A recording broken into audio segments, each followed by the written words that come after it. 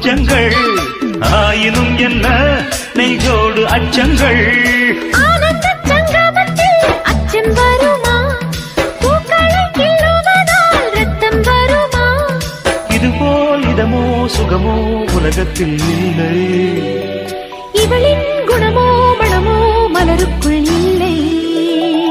சேலை கட்டும் பெண்ணுக்கொரு வாசம் உண்டு கண்டு கொண்டே கண்களுக்குள் பள்ளி கொண்டே